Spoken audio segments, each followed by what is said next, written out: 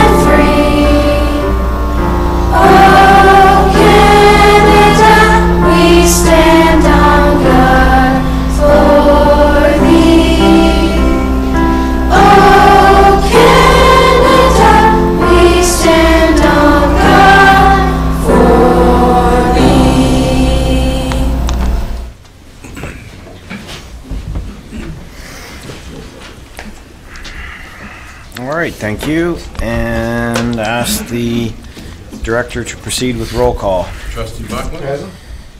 Trustee Kirkner. Present. Trustee Garrow online. Present. Trustee McPherson. Present. Trustee McAllister. Present. Trustee McDonald. Present. Trustee McMillan. Present. Trustee McCray. Present. Chair Petersma. Present. Trustee Richards. Present. Trustee Swan. Present. And Student Trustee Tyler Harbers. Present. All right, thank you, Director. We have our consent agenda items. I have a mover and a seconder, please. Trustee McPherson. Trustee McMillan.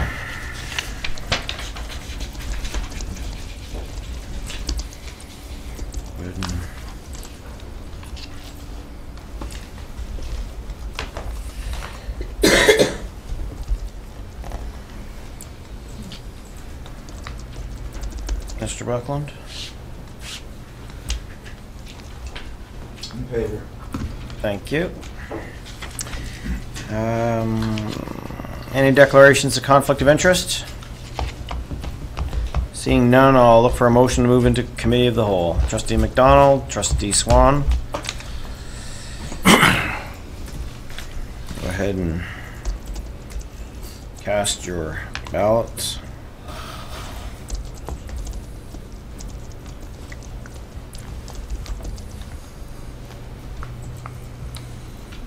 Okay, that passes. So this evening we have two additional school success plan presentations, and so I'm pleased to have Linklater and Viscount Alexander here, and invite Superintendent Coombs to introduce our first school. Thank you, Mr. Chair. Very pleased to introduce a school which is a little gem in the town of Gananoque. We've spent a few days there and many good conversations with lots of stakeholders. I want to point out one of the emerging themes from this audit was the time and time again staff members talked about the fact that they were out of silos and connecting to each other in ways in which they'd never done before. And I can't think of a better way to express how this school is moving forward in the regard to the fact that staff now consider themselves immersed in a work together. And I think that's really critical. So without further ado, I'll ask Principal Kim Melvin Long to come forward and give her presentation.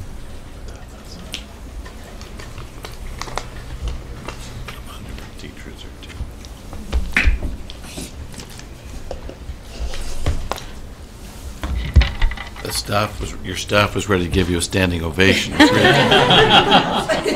It's good to bring your own audience. Thank you. Congratulations. Well, I'm very honored to be here today to talk to you about Linklater Public School, and I am also very pleased to be able to introduce to you some of the members of the Linklater team. I have with me today Terry Nash, our office administrator, Sarah Cunningham, who's our core French teacher, Pam Clausen, who's a grade 1 teacher, and Nancy Clow, who is our Learning Commons informationist. So I'm thrilled to have them with me today. Welcome. And really, truly, over the course of this last year and a half, when I began as principal at Linklater, I have personally come to understand, to appreciate, to love, and to be very proud of this team and of Linklater Public School.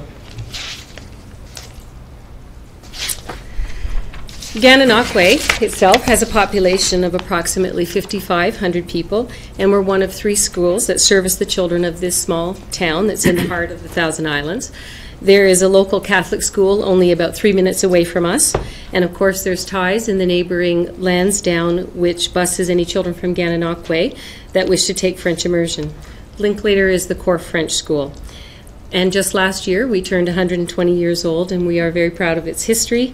We're proud of its character, including both the building, which is a very interesting place to be, and I'm very proud of the people who work there and also the people who come to live and work with us. I'm proud of our children, and I'm proud of the families who trust their care in us. It's a huge responsibility, and we don't take that responsibility lightly. One of the areas that we took prodigious care of this year was in the creation of a school success plan, one that we could all believe in, one that we could invest in and work towards. We began by looking at data. We looked at EQAO data, hub information, school culture scans, surveys, and from there we spent an entire day on our first PA day of the year visiting each other's spaces, our classrooms, and together we began to share each other's stories. We shared our own personal data. We shared the things in each classroom that we were proud of. We shared our challenges. We determined our common goals.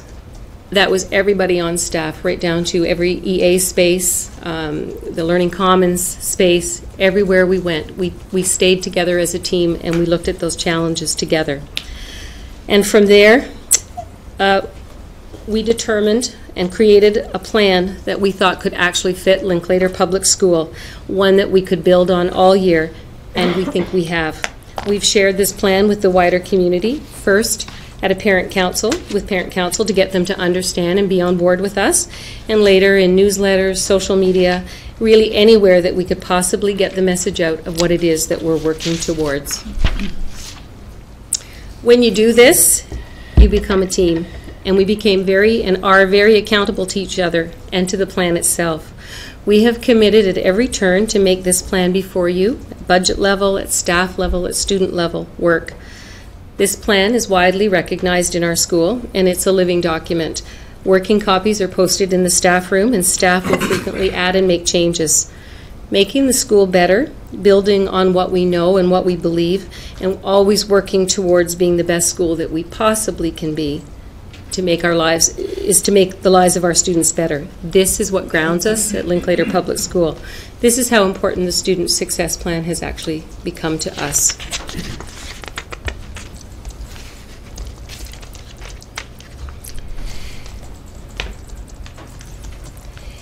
If you were to spend a day or two in our school, some of the things that might stand out to you, and that's particularly important to us, is our healthy food program and our emphasis on physical education, daily fitness, and certainly wellness.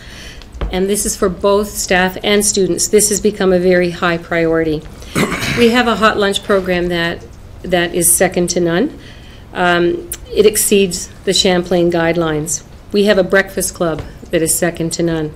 This program runs as a separate corporation to Linklater. It has probably 50 volunteers that work it from the community that come in. I act as a vice chair on it. There's a constitution and a board of directors, and we vote and we work always towards making our food program and our nutrition program for our students better. If you were in our school, you would see a school that has huge fruit baskets all throughout the school, in every room at the front entrance. Breakfast is available for every person in that school who needs it or just wants it. There's healthy lunches made up and ready for any student who needs a lunch or needs a healthier lunch or needs something healthier. We're very, very proud of the food and nutrition at our school. We also have an incentive fitness clubs where approximately 95% of our students are involved.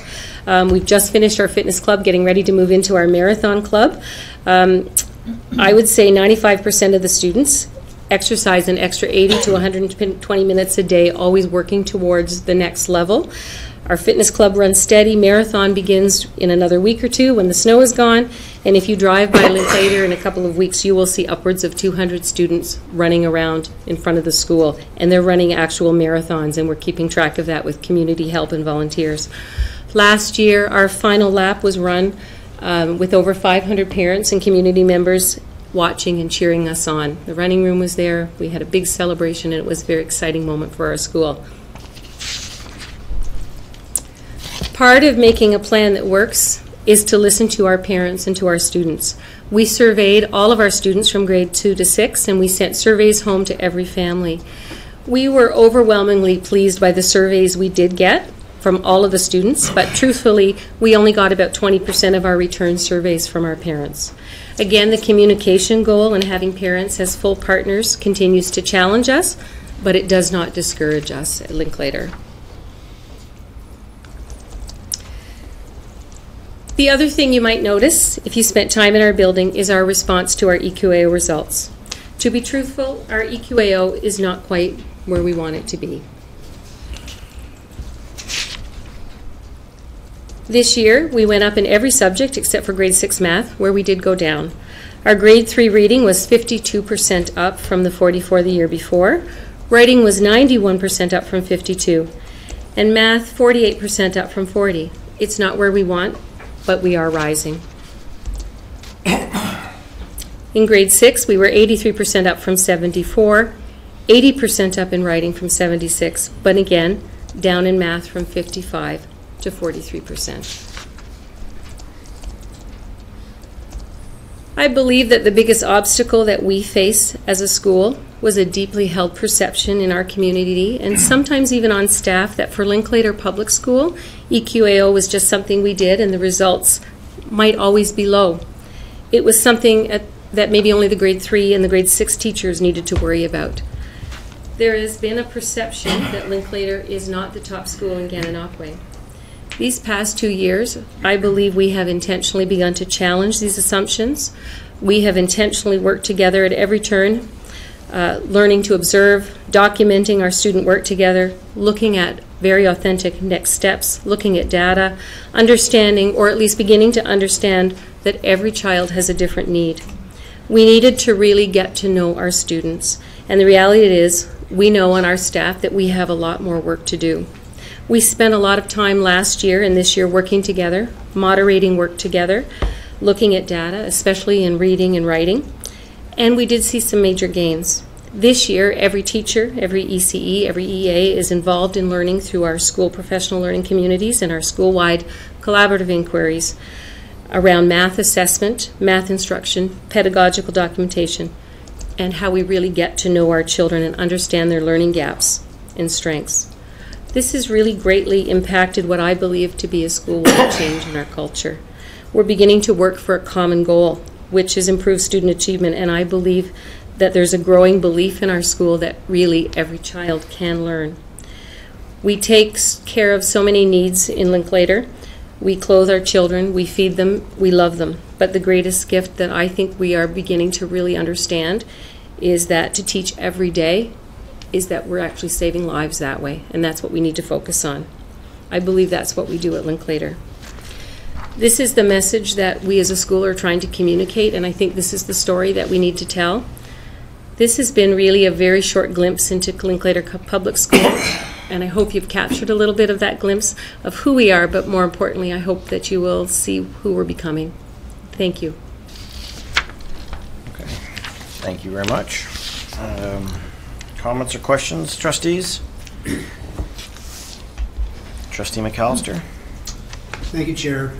At the last SEAC meeting, we were presented with the program called Empowered Reading, and when I found out that Linklater was one of the schools where this was in operation, I made an appointment, and I was there today to see the program in action, and I watched learning resource teacher Janet Pomeroy work with about 6 or 7 kids. And it was really fascinating, and I'm wondering if you would perhaps just give the board a brief overview of the Empower Reading program. Sure. We were so thrilled, first of all, to get Empower at our school. The minute we heard we were getting it, we were quite excited. Empower is a program that really helps us kind of go back and catch some of those students maybe that have learning disabilities that for some reason or other have gotten to a certain place in their career and they're not reading. And so we did a lot of assessment at the very beginning of the year trying to determine which group of children we wanted to work with. And we have a group of 9 children, 8 boys and 1 girl, all in grades 5 and 6, who are learning to read. And it's very exciting to watch children who were reading at maybe a low grade 1, and they're just steadily moving up to grade 3, grade 4, and it's very exciting to us. One of the things that my LRC and I did, along with the LRC and the principal of Lynn's School, is we went to visit the Saganaska School because we understood that they had Empower there. It's a program, first of all, that Sick Kids puts out. It's very scripted. You have to follow it. You have to know exactly what you're doing. There's a lot of organization to it. And we went to see what they were doing to ensure we were really capturing it, and it wasn't just going to be a one-off. And I think what we found is we wanted to take it but share it. And so we learned, we watched and learned and realized they were doing even more with it. So what we've done is share it with our teams, our primary team particularly at this point, and they're now using the similar strategies and at least the language of Empower, so that we're consistently trying to catch some of the gaps before they actually happen. So we've been very pleased with the results. It's been quite exciting. Thank you.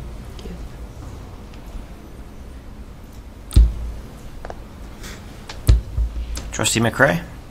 Through you, Chair. In your the 2 handouts or the documents you have, on the first one you say, we have been doing a lot of study on documentation and how to get the student's voice out, focusing not on the product but on the process. Can you just elaborate a little bit more on that? Certainly. Thank you. Through you, Mr. Chair.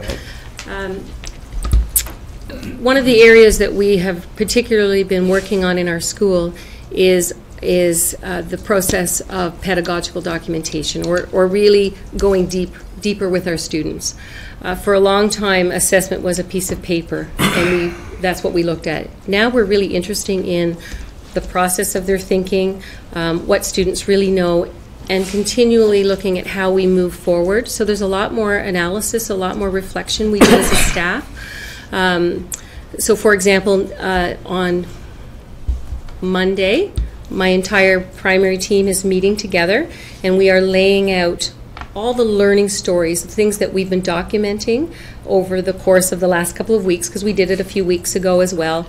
And we're starting to see things that one set of eyes maybe we're not catching, but together we are investing in all the children and maybe looking for where next steps are together. So there's more reflection, more analysis, and more determining how we as a group move forward. So sometimes it's with movie and video and iPads. Sometimes it's just learning as a educator to be a more reflective listener and hear what the students are actually thinking and then move forward.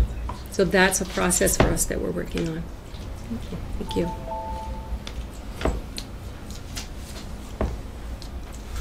Trustee McPherson? In here you mention a program called PALS as part of your anti-bullying measures. Can you just give me a brief explanation? I imagine it's kind of self-explanatory, but give me a brief explanation as to what it is. Thank you. Through you, Mr. Chair. PALS is a program that is quite widely recognized.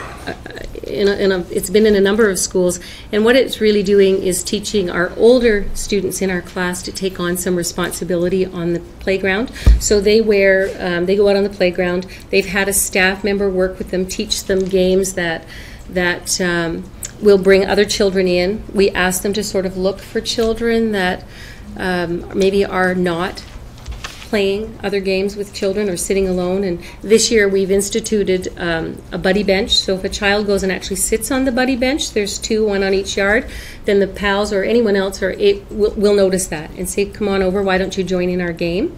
They wear little pinnies that say everybody belongs here. And it's a work in progress because you are teaching grade 5 and grade 6 students how to be leaders. Not bosses, but leaders. So we work on that. Thank you. Trustee Kirkner? Through you, Chair. In the audit, I was reading through where you say wonder was a main theme throughout your school at certain times. And I wondered if that led to what one of the staff members had said, the 20% project, as 20% of the child's instructional day is studying what they want to for that 20% of the day. Can you expand on that a little bit as to what kinds of things would they? Sure. Well, together, I mentioned in that we did this walk around, and that was so key to a place where we were together as a staff. And one of the things that came out of the walk around is that so many teachers were interested in inquiry work, inquiry with their students. What are they inquiring about? What were they curious about? And so together as a staff, we did a little bit of a study around a book called I Wonder. We read some chapters together. We came together. We did a lot of talking.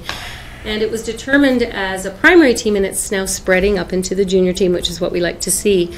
People became very interested in understanding that children themselves, if they're interested in their own interests, that you actually can hit those curriculum expectations and maybe even hit them quicker.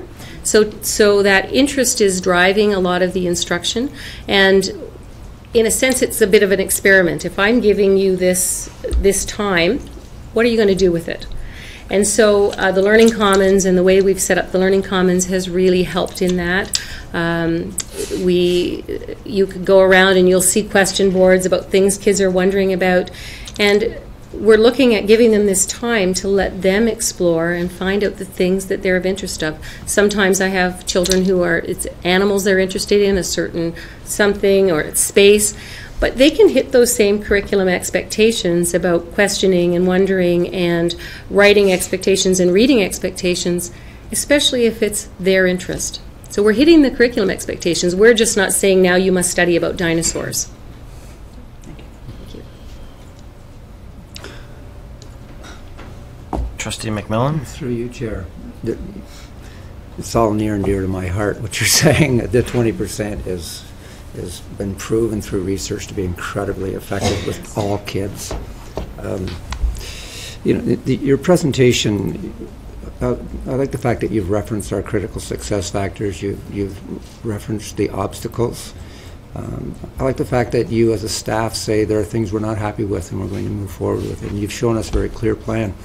One thing that's very obvious to me in everything, whether you're answering Trustee McPherson's answer or a question on PAL or whatever it is, everyone in the school seems to take responsibility for everyone else in the building, and it's a staff effort. It's evidence when you see the staff members you've got here tonight that we means we at your school, and I think that is certainly a win for the students. So it's more of a comment than anything else, but the 20% has really piqued my curiosity, and I certainly know how that works, and it's amazing. So thank you. Thank you. Okay. Any other comments? All right. Thank you very much. Thank you. All right. I invite Superintendent Val Allen to introduce our next school. It's with great pleasure that I introduce Viscount Alexandra Public School, a school located in the west part of Cornwall. And Viscount has a very diverse population. And as leaders in the school, we have Principal Daryl Beck here, who will be doing the presentation, as well as Vice Principal Jacqueline Slowey. And they really work with their staff to target supports for students and track individual students' progress. And you'll see through the presentation as well how they have integrated and used technology to a high degree in their school. So I welcome Daryl to come up and share his presentation.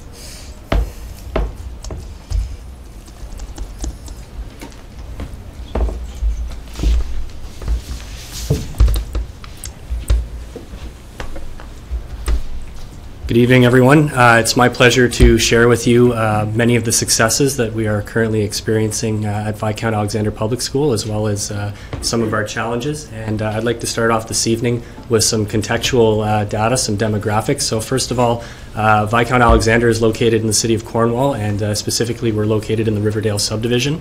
We're part of the Cornwall family of schools, and we are a feeder school for Cornwall Collegiate and Vocational School. Our current enrollment right now is 394 students, and we also have 46 members of staff, and that includes students from JK to grade 6. We are a dual track school. We offer programming in both the immersion as well as the regular program, and as of September 2011, we are a full day kindergarten site.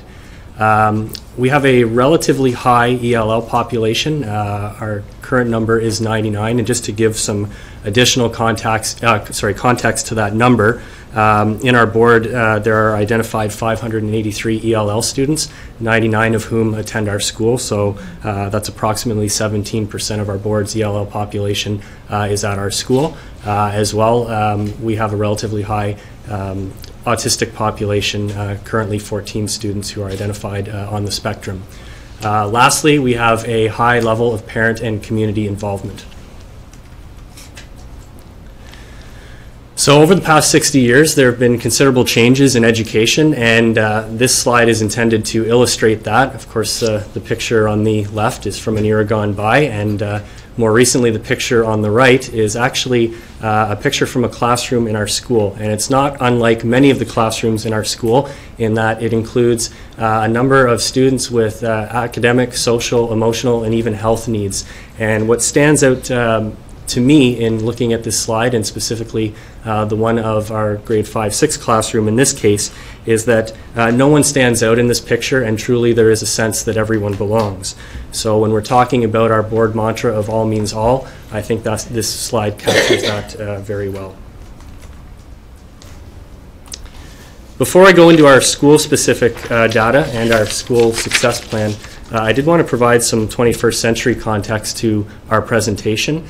And unlike most people, like most people, I'm a consumer, and I don't claim to be an economist or an entrepreneur, but I do watch a lot of Dragon's Den on CBC, so I know what I like, and to put it very simply, I like what I like, when I like it, and how I like it, and I think that is a characteristic of most consumers in the 21st century. So what we know about consumers in the 21st century is they seek personalization, and that could be personalization in either product or experience.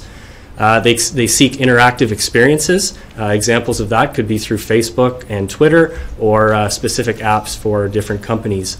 And lastly, they seek a high level of satisfaction. Now on the right, I've highlighted a number of companies which are near and dear to my heart, and if time permitted, I could go into some great detail about how these companies have shaped specifically my Sunday afternoons, but maybe I'll leave that for another time.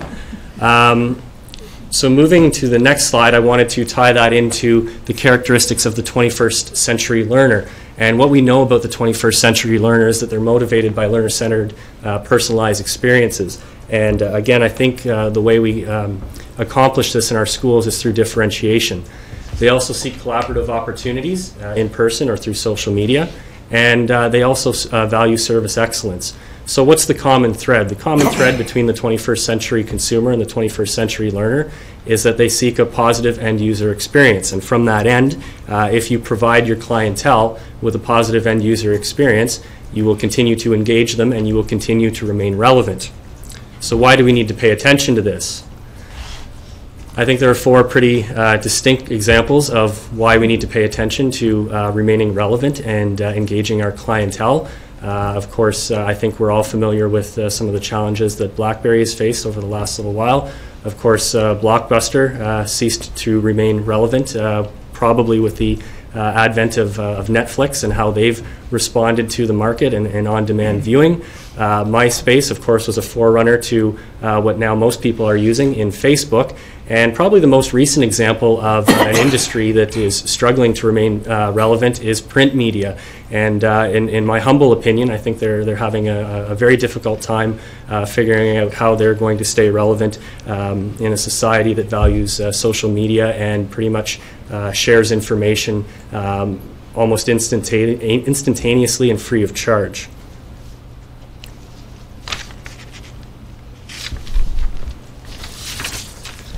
So in the year 2034, 20 years from now, or if my calculations are correct, approximately 4 more school performance audits, I'll be eligible for retirement, hopefully after a long and rewarding career. And one of the questions I often ask myself is, will public education always look like it does now? Will there always be a school in the middle of a neighborhood where community members, students, staff congregate for teaching and learning? I don't have an answer for that question, but I do have to remain open to the reality that it might not always look the way it does today. So that brings us to our school success plan and how we prepare for engaging our students, our staff, our school community, and most importantly, how we remain relevant. So again, this was a collaborative process that was developed by all of our staff, and we review this on a regular basis at staff meetings. And what we have identified as a team, and again in consultation with our school council, are 3 goals that guide us as a school and that we are deeply committed to. So the first one is we will be progressive with assessment and evaluation practices across the curriculum with a focus on making student thinking visible. The second one is we will communicate effectively and regularly with students, parents and guardians, community agencies, and each other to promote academic success, social and emotional well-being. And the third one is we will develop, promote, and model activities and programs that enhance student and staff wellness with the purpose of creating and maintaining a positive, healthy, and safe school community.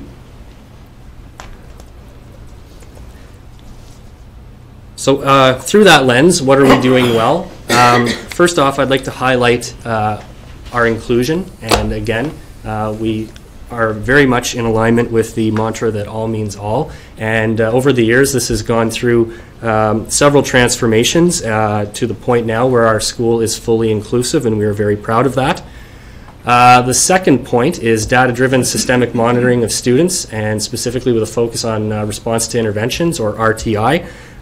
So in that light, we have a school profile process that occurs at the beginning of each year, where we as a team sit down collaboratively. We invite teachers, our LRC, LRT, everyone who is a stakeholder in the process to the table to discuss student needs and how we're going to meet those needs.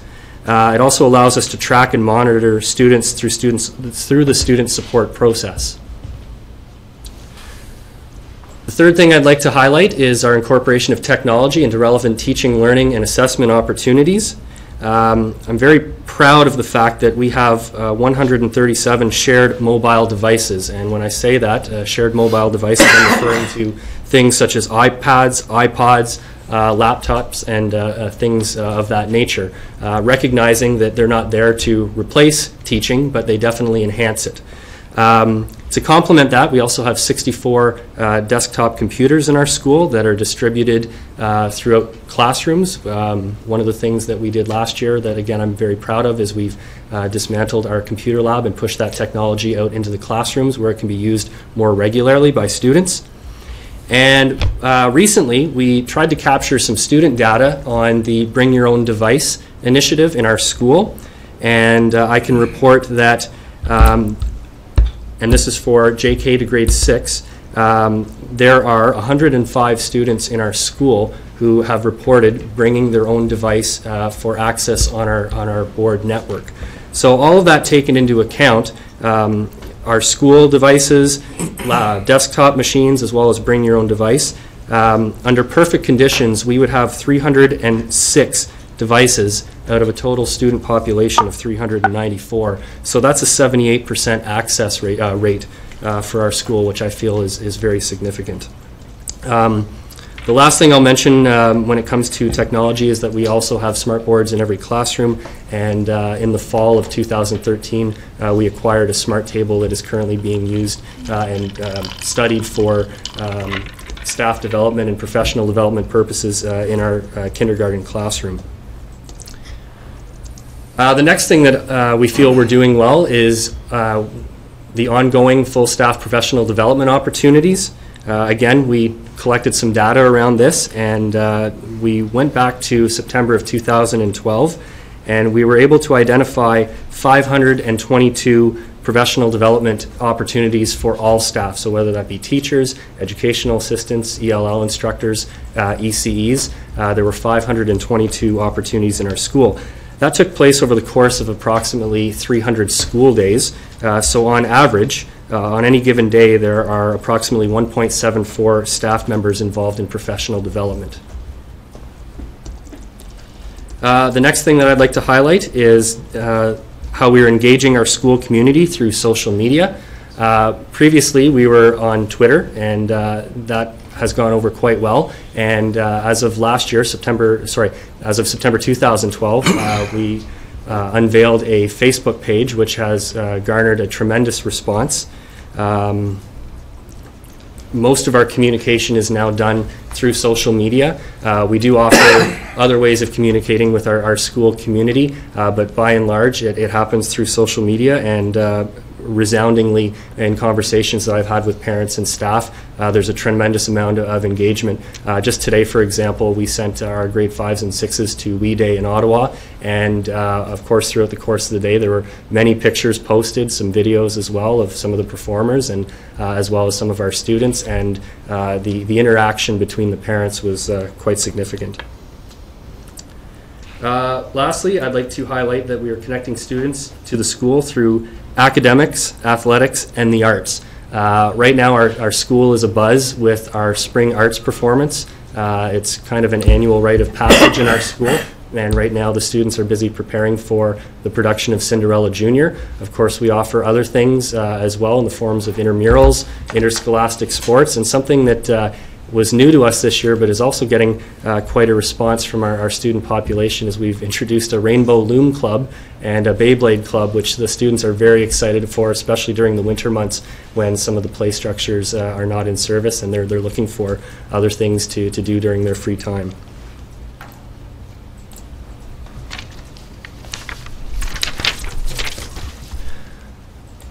Wanted to shift the focus to our EQAO data and what that's telling us.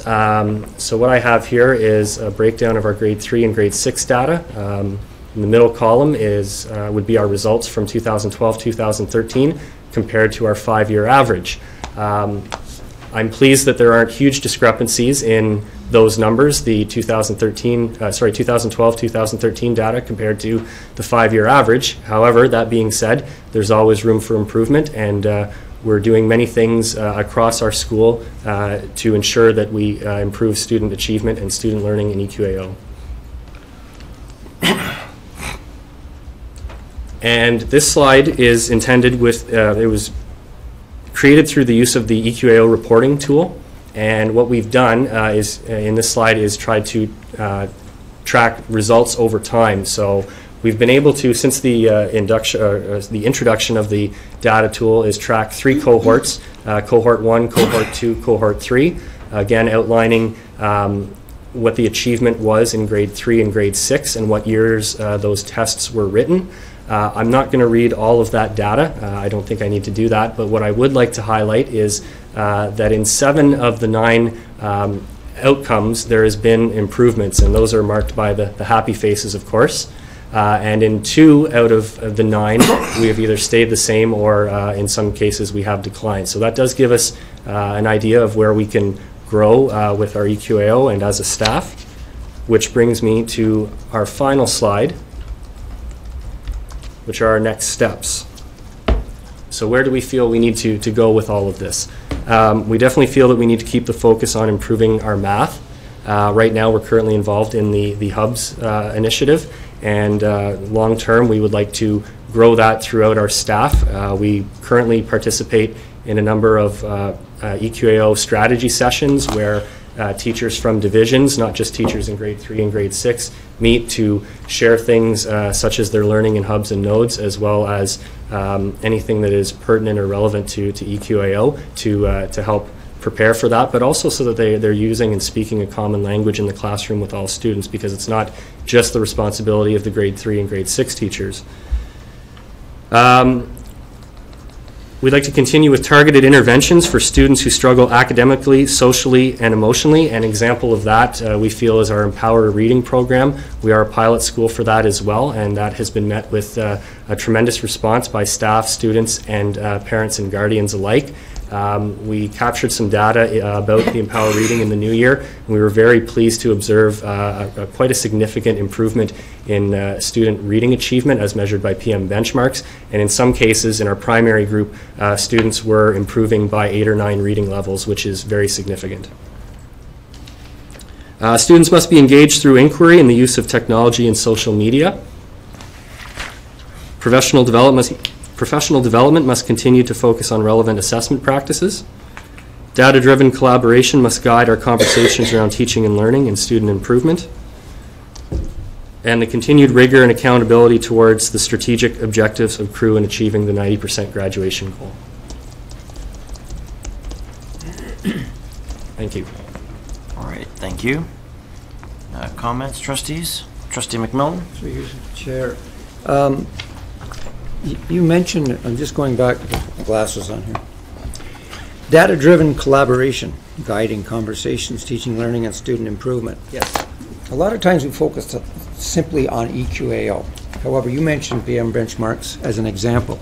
Can you tell us some of the other forms of evidence-based assessment that you would use to help drive student achievement forward in the school? Certainly. Through you, Chair.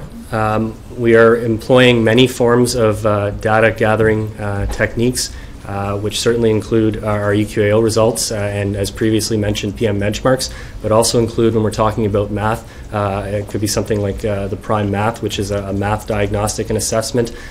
We are bringing information from the classroom teacher in the form of anecdotal notes. Could be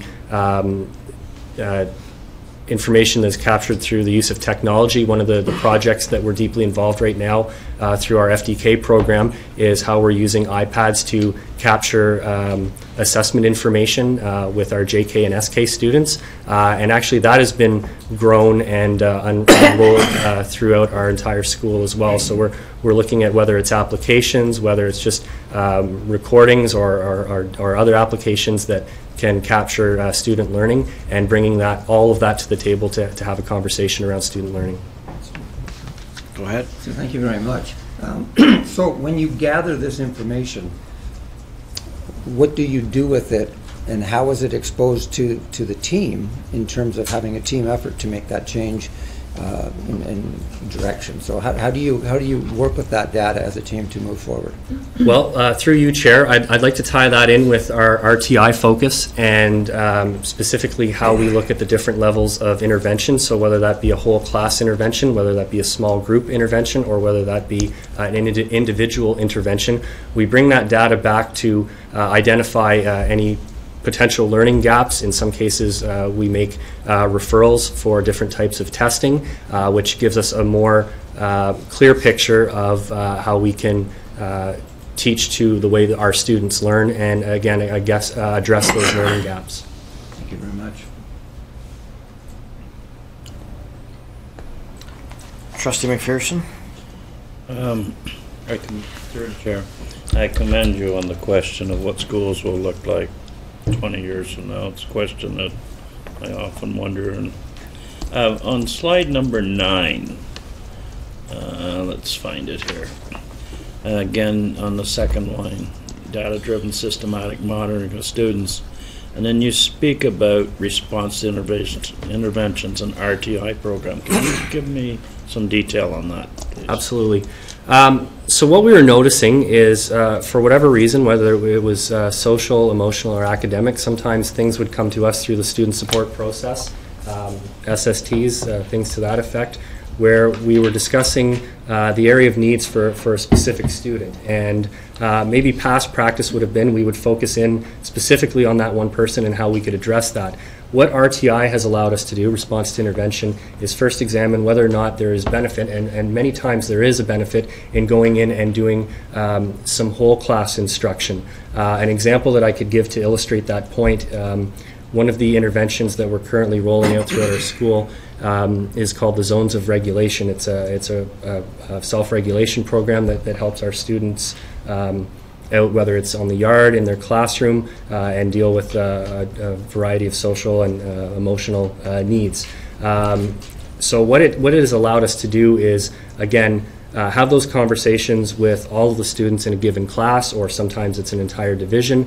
We're speaking a common language where we have a shared understanding of terminology and how to improve, and then from there, if it's required, we would go into, we'll say, smaller groups. So if that whole class intervention wasn't totally effective, which most times it is, then we would start selecting smaller groups and again addressing the learning gaps through smaller groups. And then of course the third intervention would be the individualized one-on-one.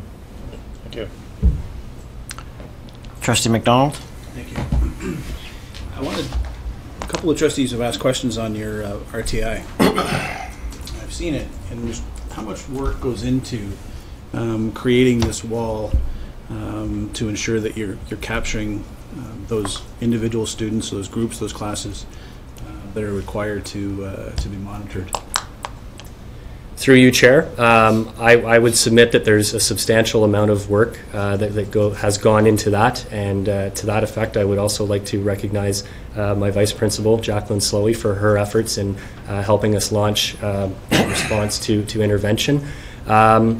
We felt a good starting point would be to have something visible, something that's omnipresent in our school. As can be observed for people who come to our school, and whether it's teachers who are coming to our student success team meetings, all of that information that we've currently gathered is displayed on a board in our special education office.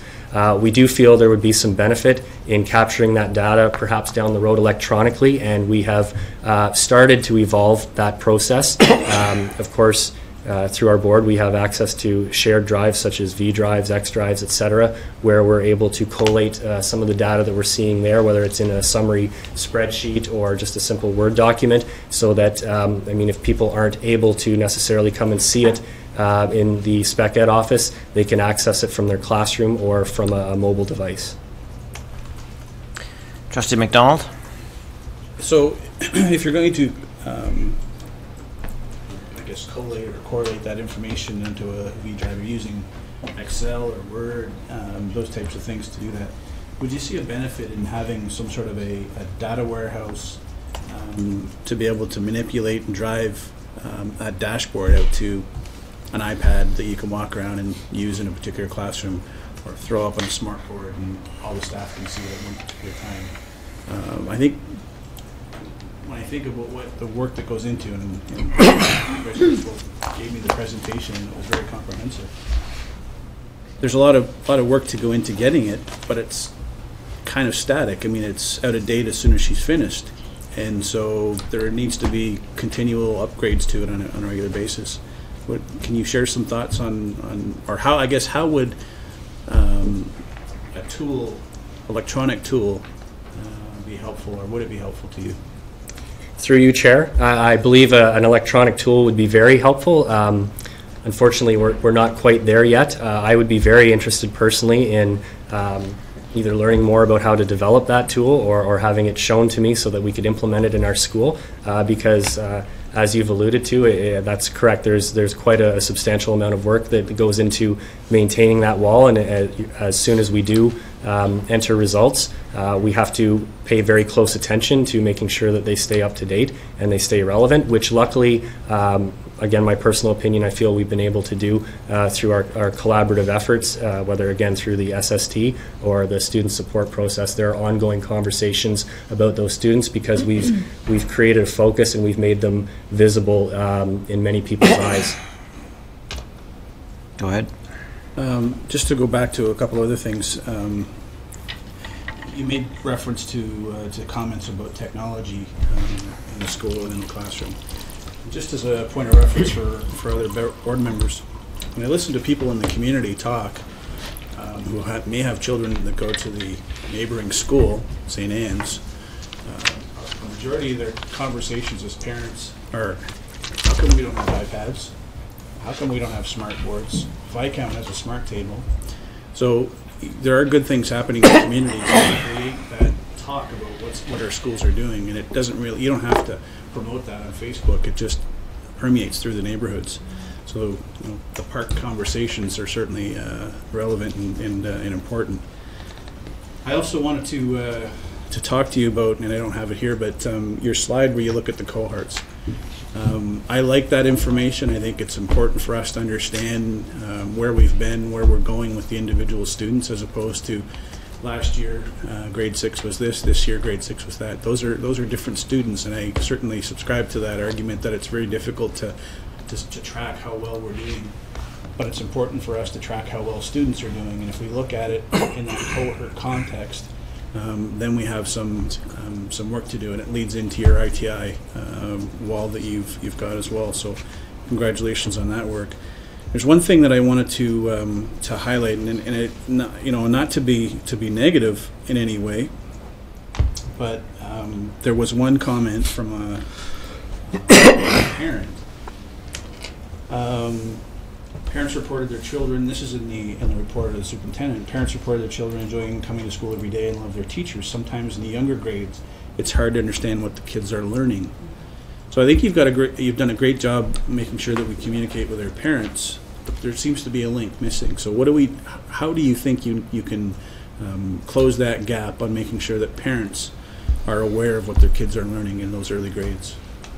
Through you, Chair. I believe that's an evolving process, and certainly I don't think we'll ever get to a point where I'm totally comfortable with where we're at from a communication standpoint, because that's always changing. I alluded to earlier the inception of our Facebook page, and as of this afternoon, the fact that we have 356 likes, which is approximately 65 million less than Justin Bieber. However, put into the context of our school population, 356 likes out of a student population of 394 would indicate some pretty significant engagement. How I feel we can build on that, we're not just going to use one method of communication with our school community. We're going to encourage and invite parents, and we do this on a monthly basis through our electronic and paper newsletters. We emphasize the fact that communication is always ongoing, and it doesn't have to be necessarily initiated by the school, and we invite that two-way communication at any time of year. I think the last thing that I would highlight as well is that we've paid a lot of attention and put some tremendous efforts into, especially being an FDK school, the transition to the play-based learning and subsequently inquiry learning in our school, because for many of our parent population, that's drastically different what they might have experienced when they were in school. So we are inviting them in, whether it's for technology nights, whether it's for literacy nights, whether it's welcome to kindergarten or FACES. We're having those conversations in person, and we've had quite a significant amount of engagement through that. Go ahead, Trustee McDonald. Just in closing, so you said you would use multiple means to communicate. So if we had another tool, if we gave you more tools in your toolbox to be able to communicate with your parents, or your staff to communicate with your parents, whether it be a mass text, or whether it be a mass email, or whether it be a mass voice message that's sent home to that grade 1 or kindergarten class, whatever that case may be, would that help in closing that gap and lead to your arsenal of information that you can use, or tools that you can use to communicate with your parents? Through you, Chair. I believe it would, and certainly we are quite often given the message of communicating several times in several different ways, whether it's with staff, students, or our school community at large, and certainly the more means we can employ to spread that communication, the end result typically is more engagement from our school community. Thanks.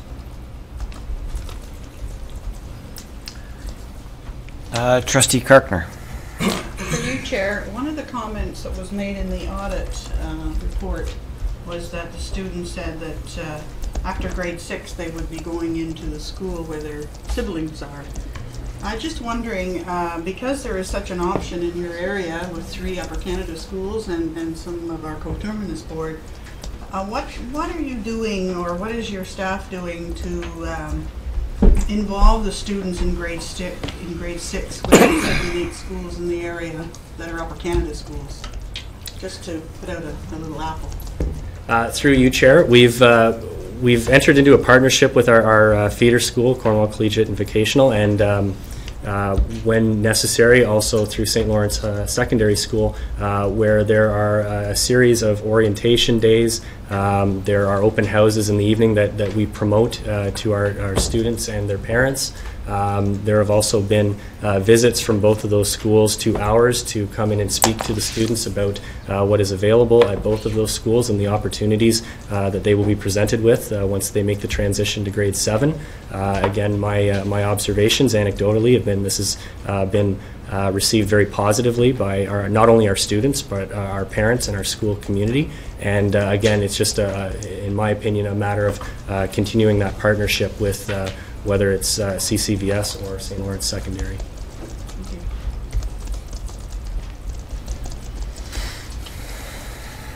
Any other comments? All right, thank you very much for your presentation. Appreciate both schools taking time to come and talk about their schools. Appreciate it. Thank you too to the superintendents for helping them prepare and make their way here.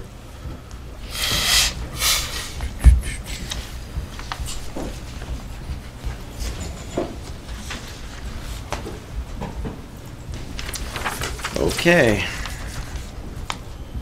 Next item is update on grants for student needs. And Superintendent of Business Barclay. Floor is yours. Thank you, Mr. Chair. As many of you, or all of you probably know, the Ministry of Education announced the GSNs on March 27th. The announcement was, of course, at a very high level. At this point, we are still waiting for the technical paper and the specific detailed forms so that finance staff can calculate what's the specific impact to this board. I expect that those will come very shortly, but have not appeared yet.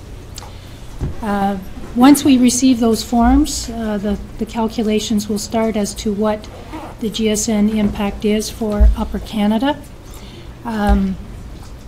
In addition, this year there's new software from the ministry, so that is going to require some extra effort just to make sure that numbers are coming out as we think they should. There were some themes in what was presented by the ministry. One of the largest ones, of course, being the transfer of the funding for the full-day kindergarten from the EPO grant over to the GSNs. And the impact of that is that the funding overall appears to have gone up if you look at the ministry's projections, but of course much of that is impacted by rolling the full-day kindergarten into the GSNs. There's continued support for the labor agreement commitments, quite a bit related to more efficient use of space, which is coming from the efficiencies and modernization consultations. It's very significant, it would appear, changes in the special education funding, also changes to the board administration funding model, both of which will be neutral provincially in terms of overall dollars, with those dollars distributed differently than historically among the boards. There are some benchmark increases for increased costs and some new capital investments. So at this point, what you may have seen in the webcast and the ministry memos is what we know as well, and we're anxiously awaiting the forms so that we can calculate the impact for us.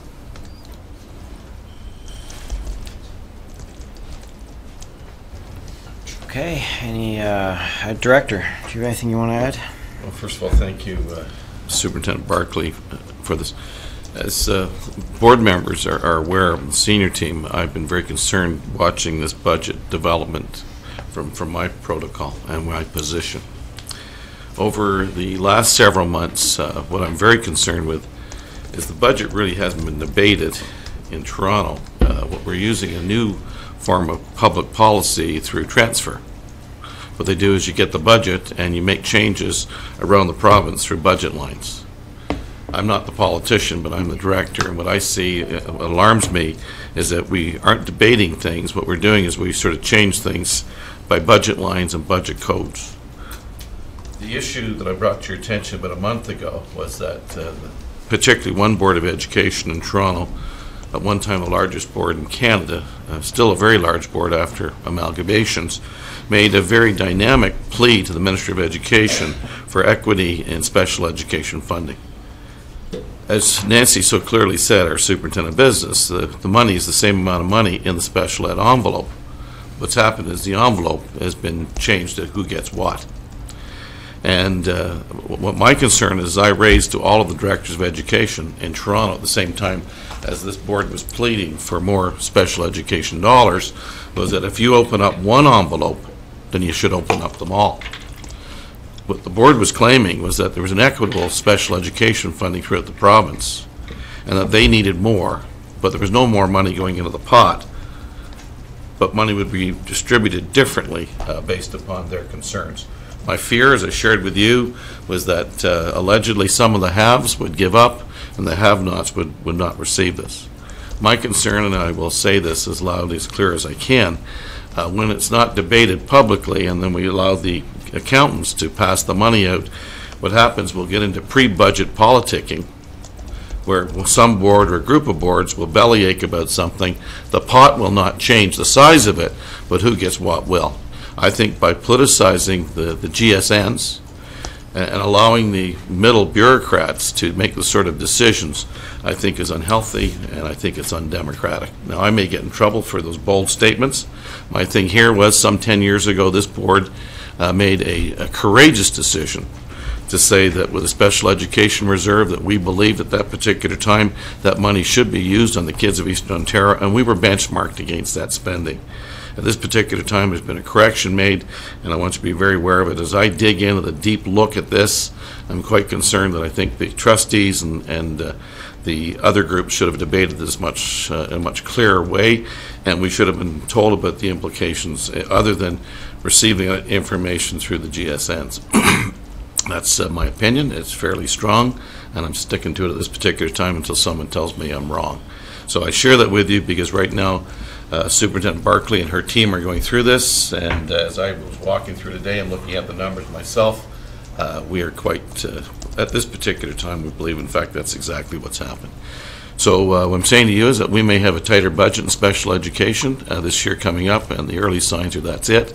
I believe you deserve the right to hear that early.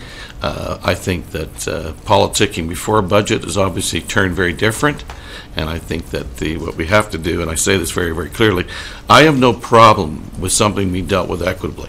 I think that's absolutely the right way it should go.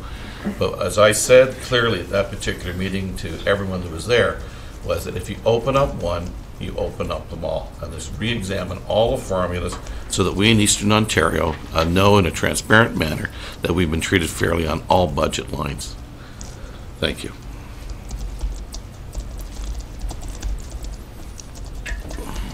They announced money for technology. I made a big deal about that. I thought that was cute. You know, they took money out for 2 years, and then they look like heroes when they make it a priority and put it back in. So, well done, Toronto. Way to go. I like that kind of budgeting. We ought to try that. We'll cut a budget, and then we'll look like heroes when we add it back in the third year. I'm interested to see how this works itself out. I thought I was trying to, in my own head, trying to draw a correlation between the budget and then the ministry's statement on their view for education going forward. I guess that's why they needed to highlight the technology piece, but I didn't see a whole lot of correlation. So I guess we will see what happens. Any other comments or questions? Trustee McCrae? Through you, Chair, and maybe you can answer this better than anyone, Director. So just so I have an understanding, so these envelopes that you're talking about, the different envelopes that flow in through the GSN, do we as board members, I don't know whether we need to know this, but should we know the formulas for all of these various envelopes, or are you saying this needs to be disclosed? You can get them.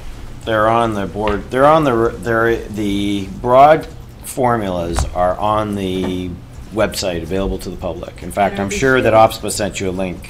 Are they still using, let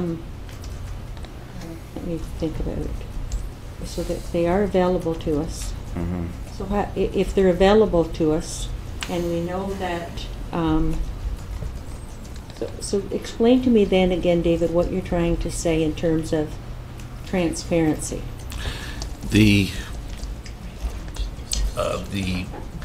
What the chair has just described, and through you, the chair. The transparency that I'm looking for is not how you decided to use the formula. Right. It's when the formula is changed. I would like to think that you would hear about it first, that we're changing a formula and how money is divvied up. Yes, it's very public how it's been. The piece is, we have a pie, and the pie has stayed the same, except our portion, the one that we get, has changed. They've taken from us to give to what was perceived, and very well could be, a need of another board. But it wasn't done through rich public debate. It was done through a transfer. So what I'm saying to you here is that in transportation, and in all kinds of everything from operations, we have all kinds of envelopes that have formulas per head and different things. This one was changed to reflect what was perceived to be an inequity. From my perspective, and I say this carefully, I'm not a chartered accountant, but I think when you open up one envelope and change how you're going to do the addition, there's some envelopes that weren't fair to us. For example, historically, we had a really raw deal in transportation.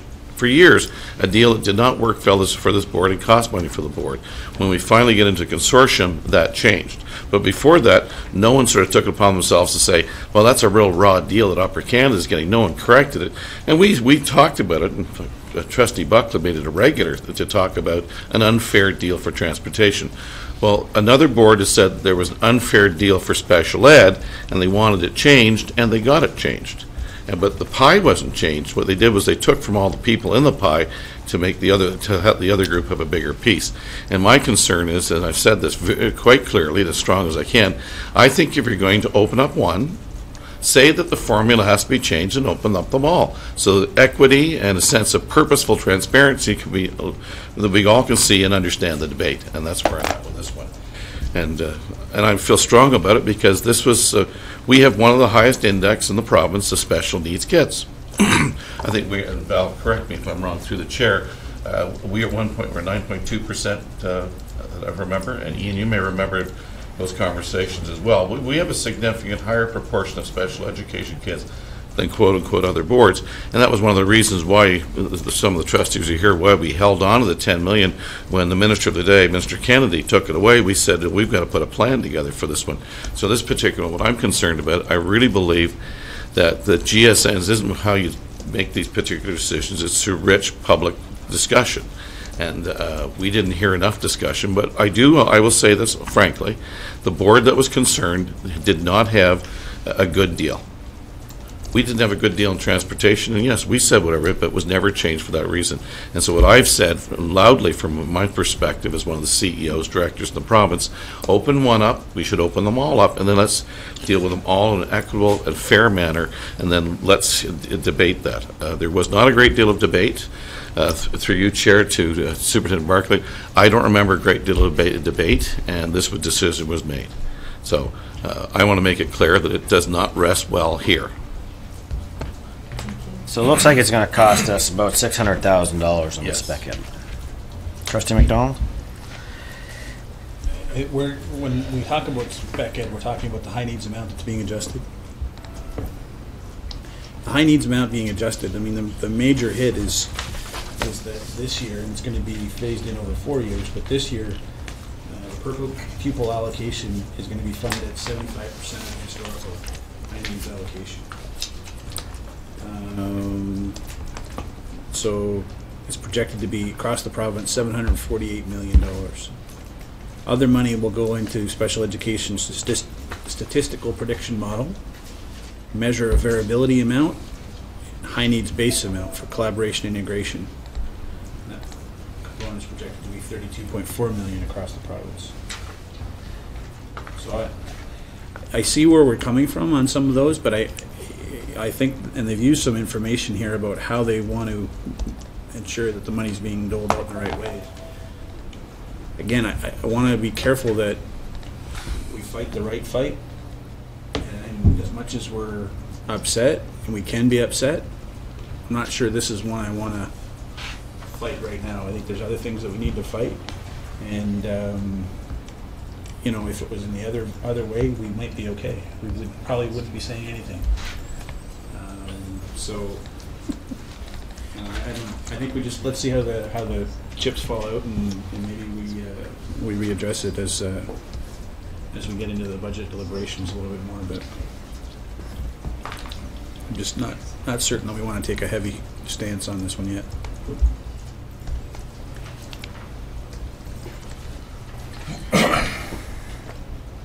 Peel is up 23 million. Okay. Any other comments? I'm sure we will get all kinds of additional information and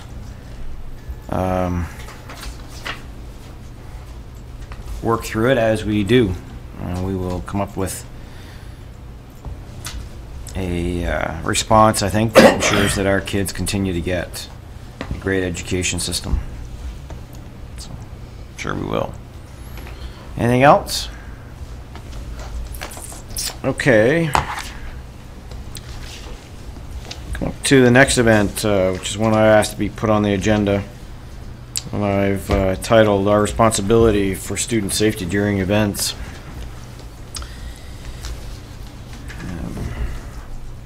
Recently I had a chance to tour the lower 9th Ward in New Orleans. Some 9 years after Katrina. And the first thing that jumps out at you are the people still living on the street, the homes that are still rocked off their foundations, the boarded up schools, businesses, homes, 9 years after that event. This is not a third world country I was in.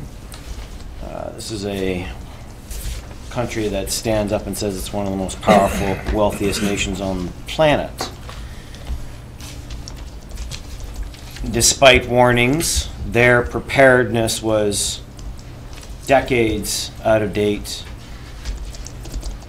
And by not responding in real time, not standing up, doing the politically right thing before something catastrophic happened, they chose to ignore it.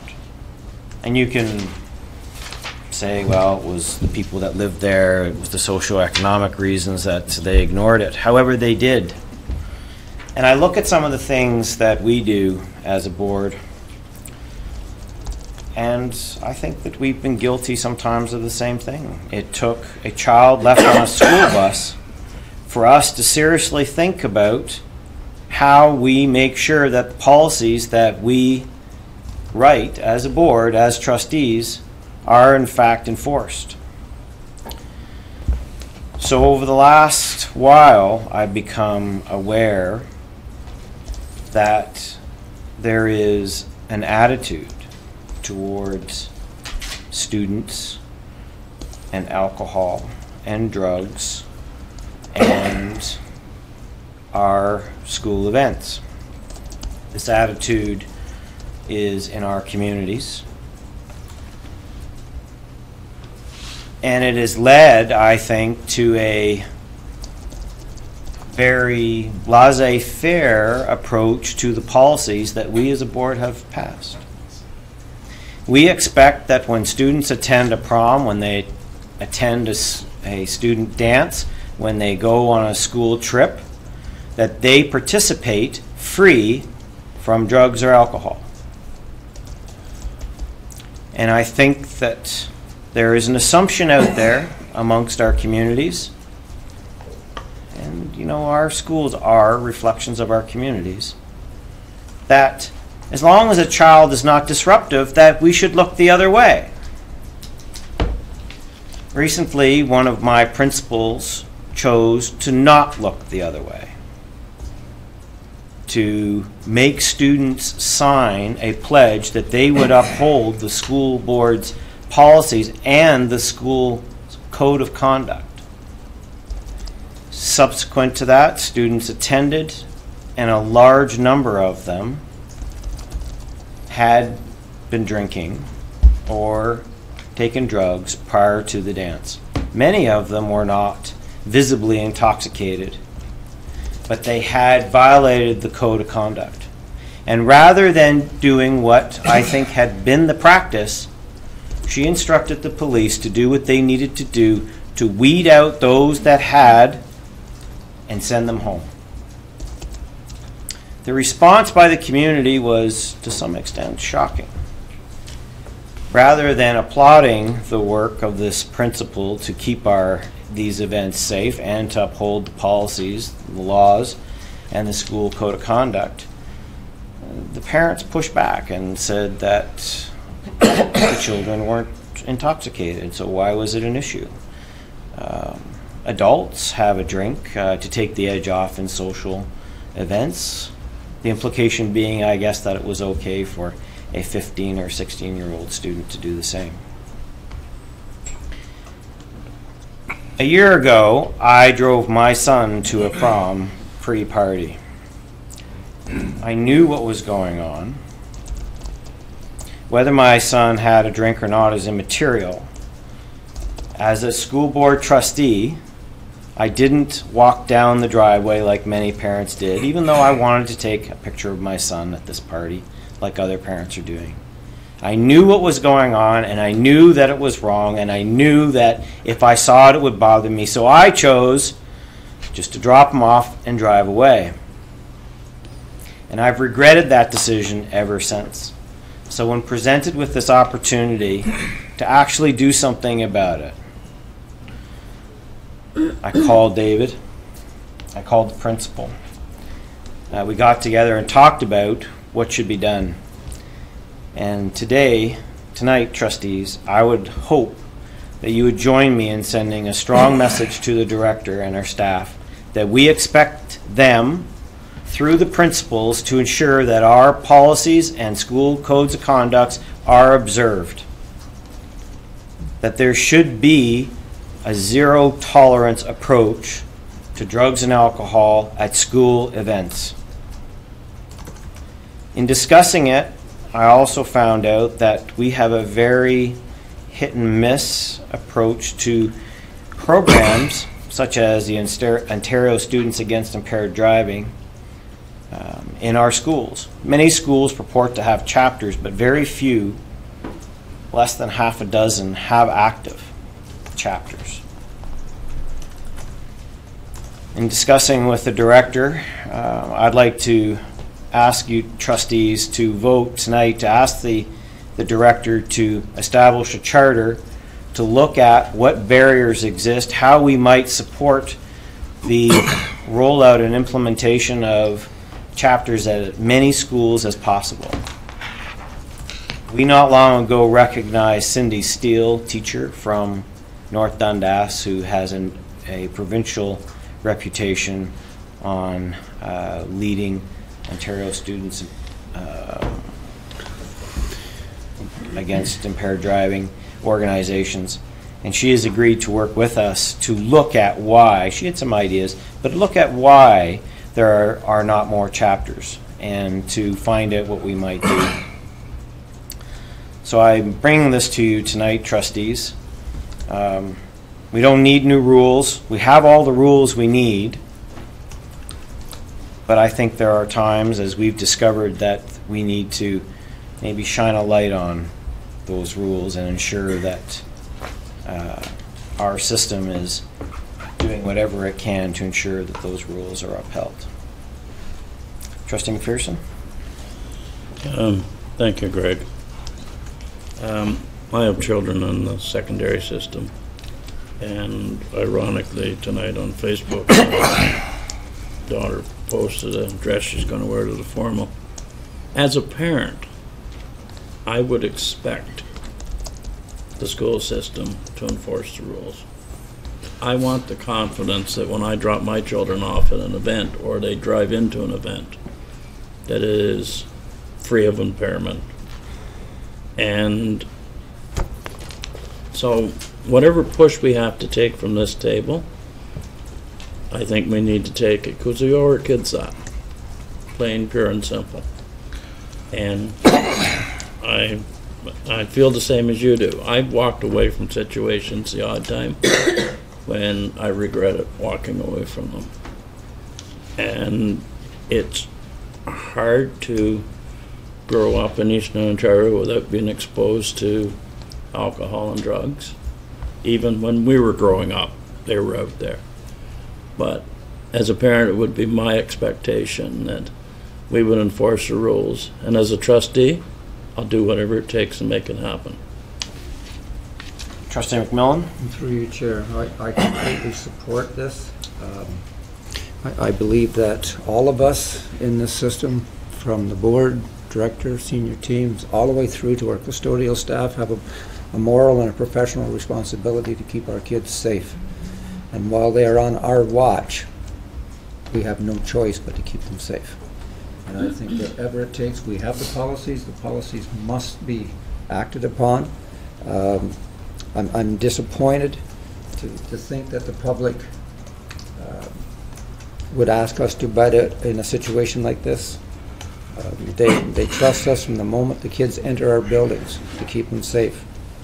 And we're a board, obviously, of character, a board of courage. And I don't even see this as courage. This is just the right thing to do. And there's no way we can afford to lose even one of our students to carelessness on our part. And I think we have no choice. Trustee McAllister? Thank you, Chair. I echo all the comments, your heartfelt comments that were made. I think the primary task of a board and of a school is to ensure or to assist students in making healthy and smart choices. And we do that perhaps through a school code of conduct, through expectations, through consequences. But, and I think more importantly, we have to do it through education, awareness, and making public those expectations. So if we are going to concentrate our efforts on a charter, which will put a point to this, we have to look at school-based policies, and I hope that we will also look at board support for principals and staffs and schools to help them work through this. So I fully agree.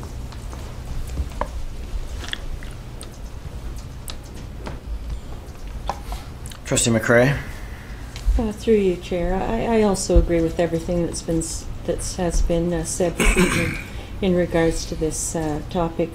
I just want to comment on the Ontario Students Against Impaired Driving and how I think that revitalization of that chapter is so critical in this piece.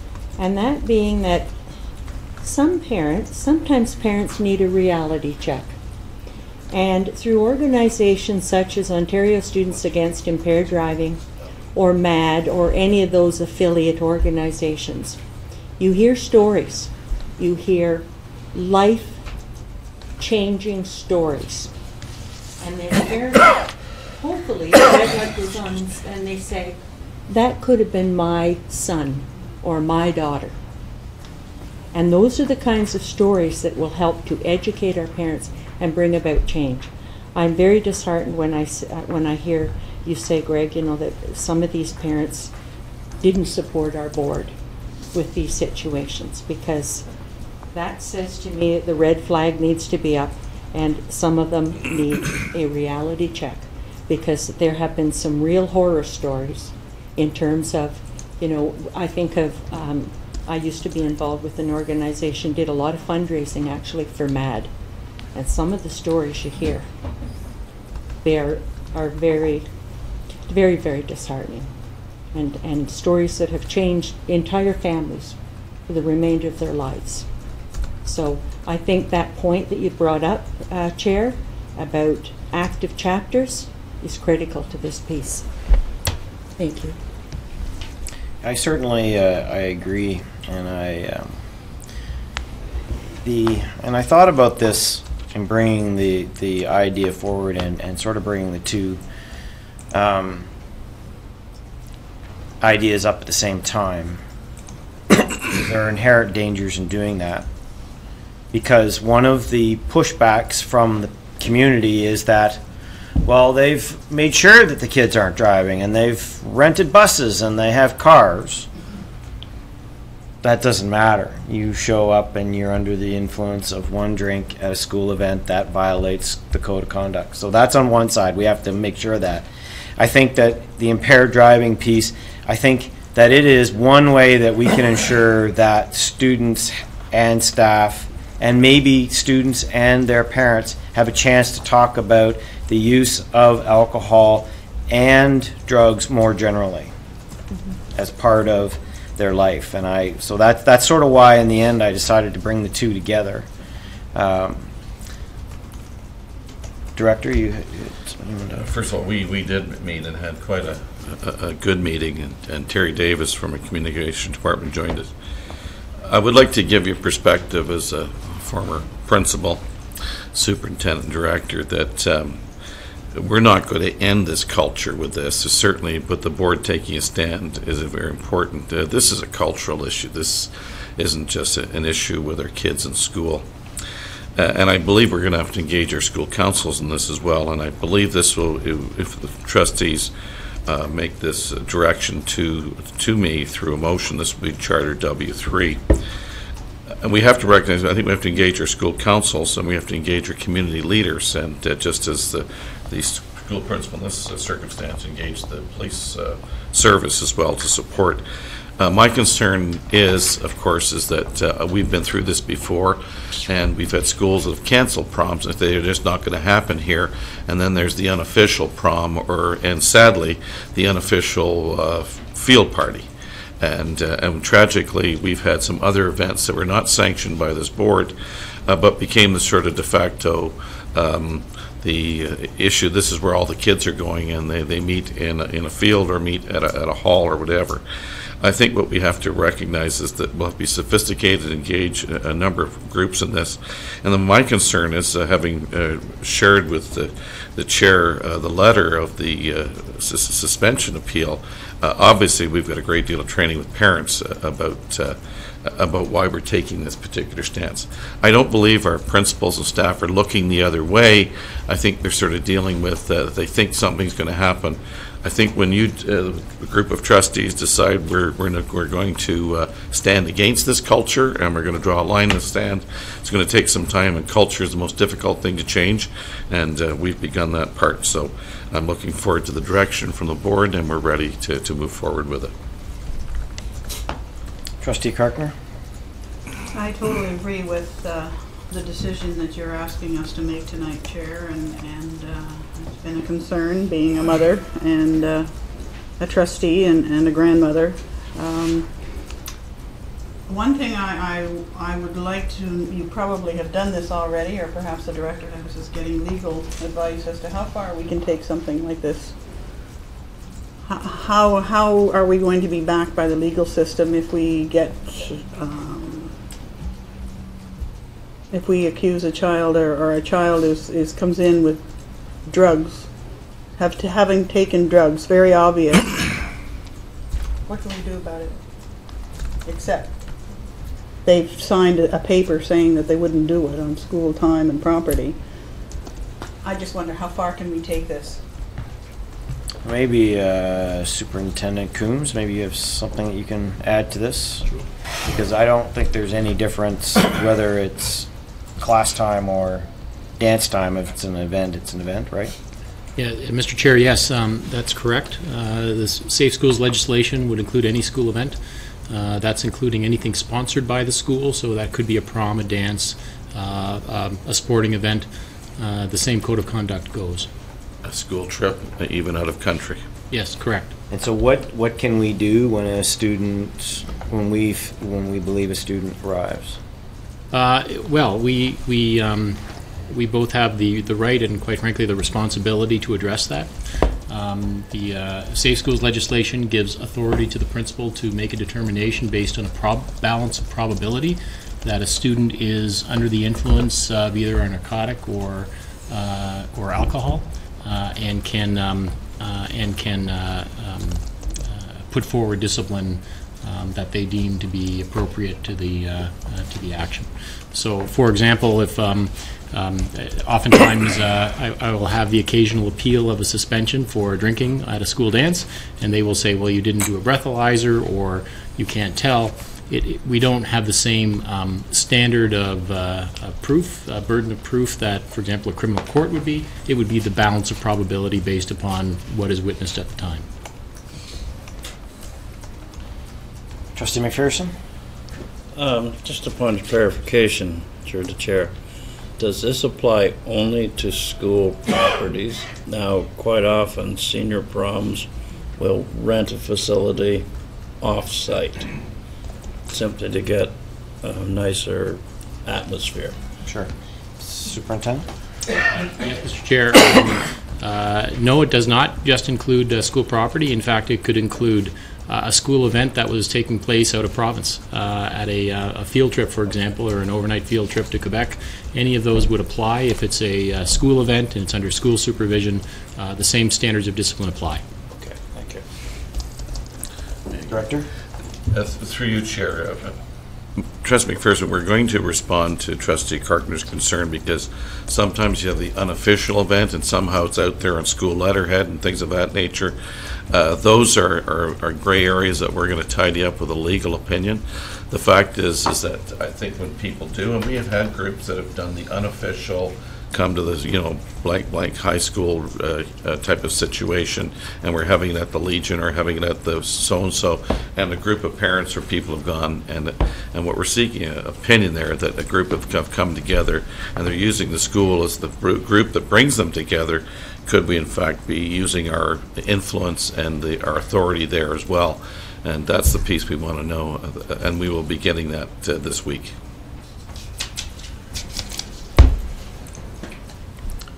Trustee Buckland? Thank you, Mr. Chair. I do agree with the theme of tonight's discussion. I wanted to mention two things. A famous basketball player named Magic Johnson was telling us recently that he learned life's lessons from school. And one was when he didn't do his homework, he wasn't allowed to play basketball in the school final game. And I think we should re-emphasize that these life lessons come from school. In my own time, there might have been some underage drinking because we were close to Messina and Quebec, but it wasn't done during the many school dances that we had or the after football tea parties. The second point I'd like to make is the sense of parent involvement at these functions. That I think could enhance the the goal we're attempting to achieve, and we will achieve, of no drinking at school functions. Thank you.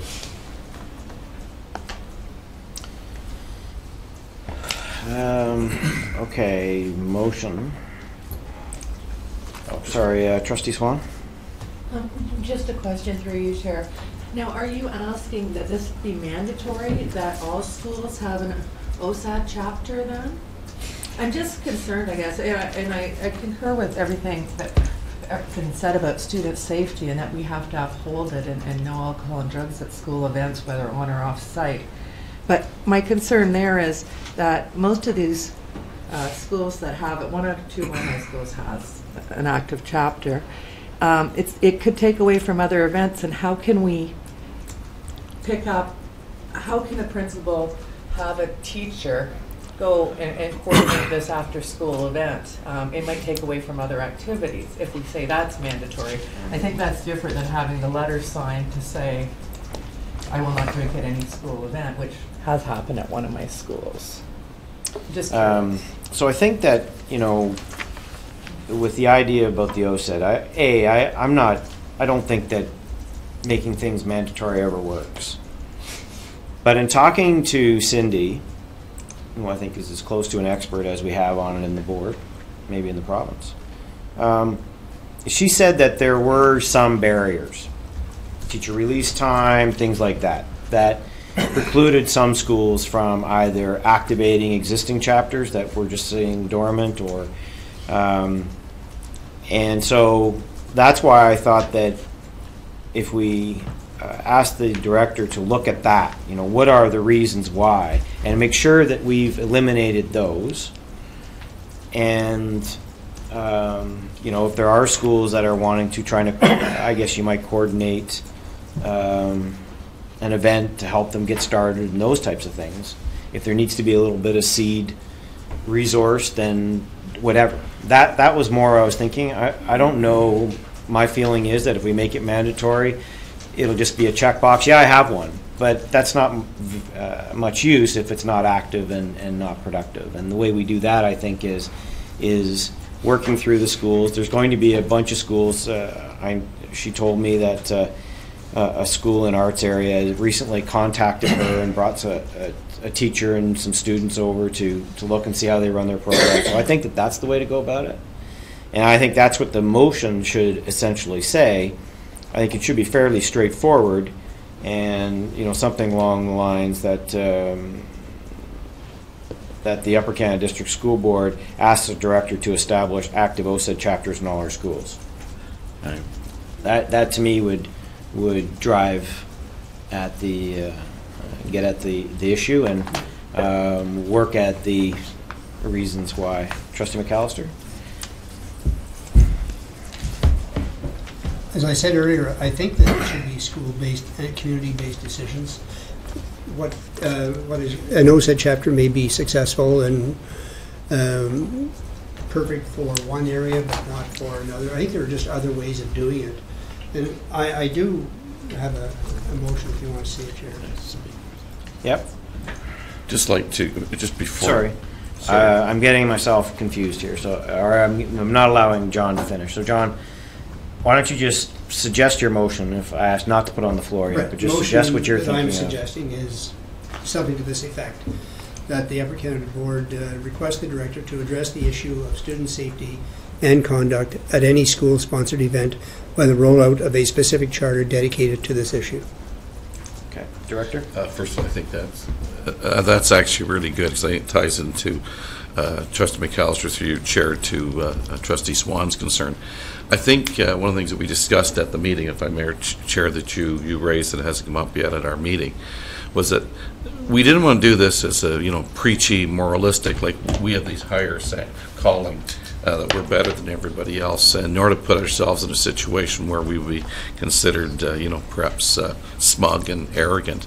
In fact, we really felt that as a group that what we really had to do and understand was that this was, as John has suggested, to be an invitation to join us at building capacity in our schools and our communities and with our parents for a sort of different look at how we have fun at our events and how we do things at our events. And that was part of it, was that we certainly didn't want to become smug in any way, say that we have the sort of higher calling, but to create a series of conversations in our community. Is there a better way to do this, to include our parents and our staff in it?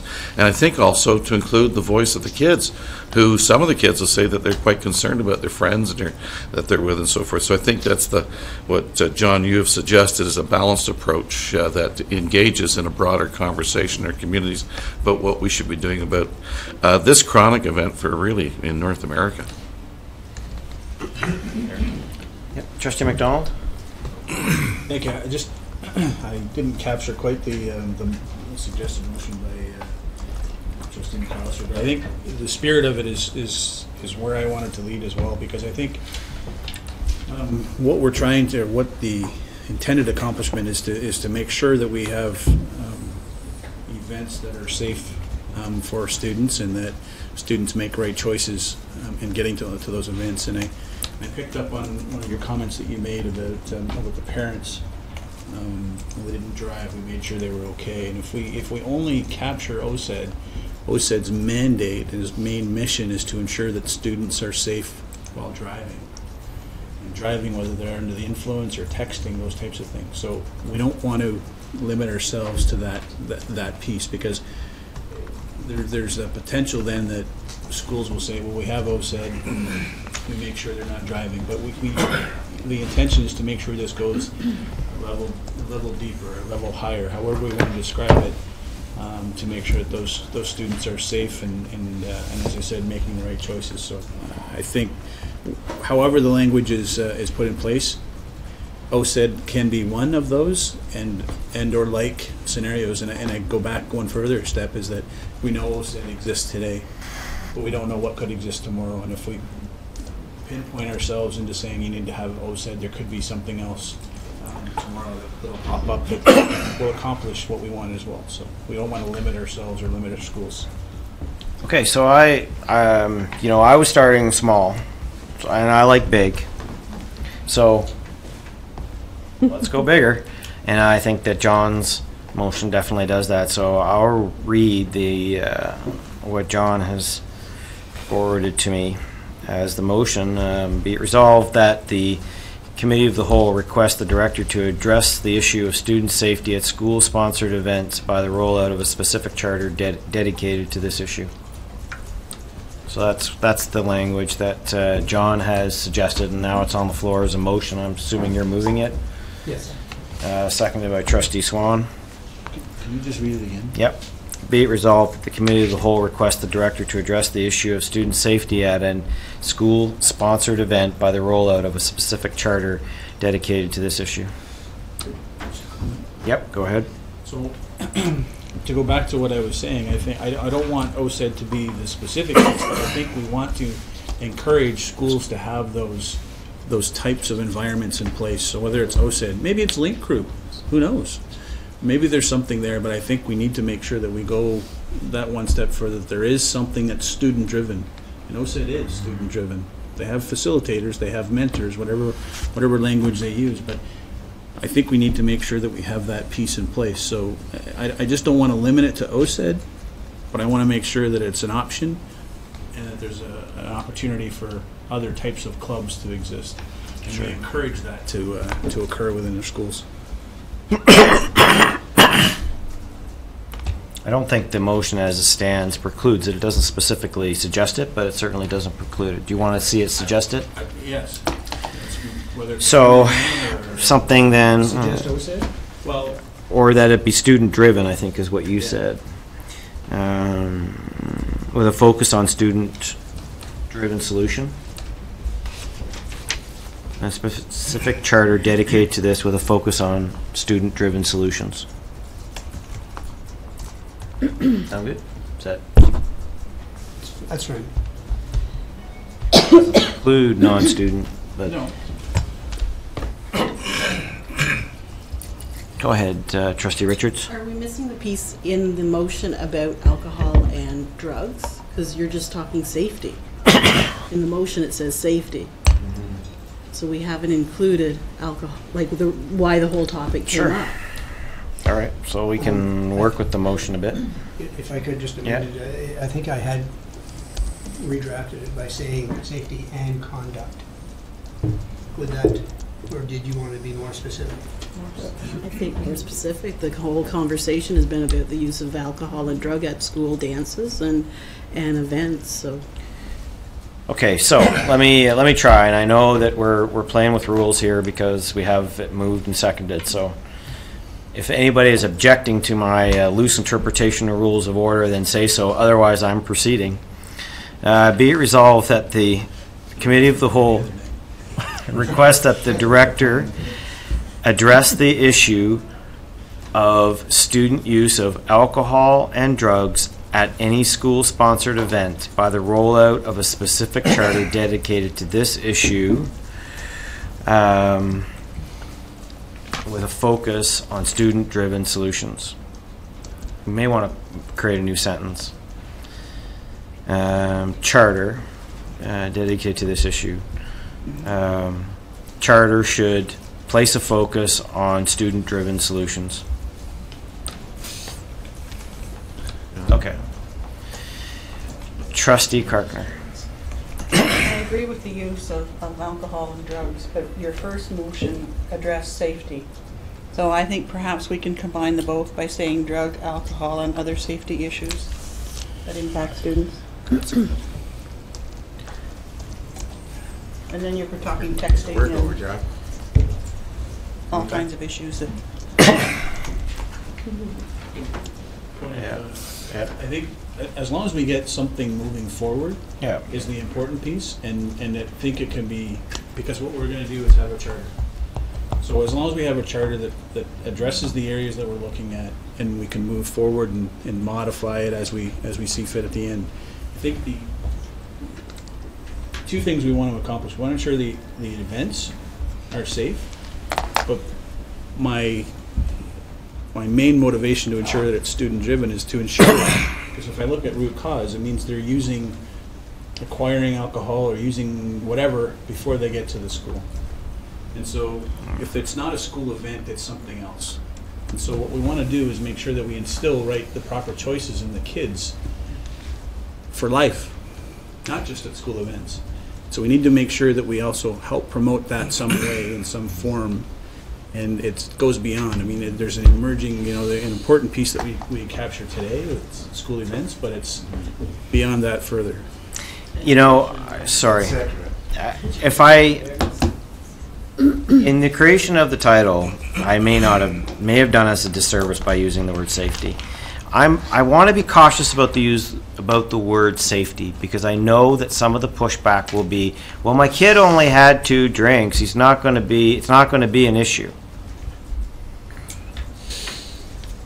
But it is. And I think that's where we need to be careful that we don't drift too much into trying to charge it with too many issues. If I might, I'd like to see the word safety come out. I think it's implied, and just stick to use of alcohol and drugs at school events, period, and focus on that. That's really what we want to make sure that doesn't happen. By not, that it'll remove that safety concern at school events if we can achieve a very high level of compliance. Trustee McPherson. I'm concerned about your timelines. Prom and formal season is upon us, whether you like it or not. We already have the rules in place. What we need as a board of trustees is to send a message to the principals and saying, if you enforce them, we will back you. And then this issue wouldn't have come to us if the community hadn't pushed back, because Johnny, who's 16 years old, had 2 shots of booze before he came to the dance. Yeah. I'm sorry, the age of majority in Ontario is 19. Nobody that is going to a high school dance should be using alcohol. Yeah, I agree, Trustee McPherson, that, and that's why I said we don't need any new rules, and I don't think that the director would come back with new rules. But I think at some point we have to acknowledge that there is a culture, and we need to address the culture. I can tell you all about the culture. Right. So we need to address the culture. So that's more long term. I agree with you that any principal watching this from a high school should take notice. The director and I have already made plans that we're going to go out and use a very early opportunity to speak to them. I'm going to go to Student Senate on Friday to make sure that they hear the message directly from me. So we will be doing whatever we can to make sure that this year's prom season meets our expectations. But I think that going forward, we have to acknowledge that there is an acceptance, an expectation by our communities that when it comes to our grade 12 students, especially at prom, and maybe with school dances as well, that we should look the other way. And I want to get at that, because what I don't want to end up with is 26, if we have 26 proms, that we have 26 non-board sponsored proms, because they want to continue. I want to get at the root cause as much as we can. So I think that's why we need to somehow, on top of asking the director to enforce the rules, to also put in place some sort of effort that looks at driving this issue and getting conversations started beyond what we've started tonight. So it's a two-step process. Yeah. It's not, we're not going to wait until this comes out before we place the expectation on the director that we expect the rules to be followed. The second will be the sales job, so to speak. And just trying to get at why it's acceptable. Why we wouldn't have every parent standing behind us saying we agree with what you're doing. I understand the kids are going to push back. I get that. You know, kids rebel. I mean, that's fine. I was there. But I'm a little concerned when communities echo this. So. Call the question, please. Okay, just one last, did you want to add something? I think this is very, very healthy.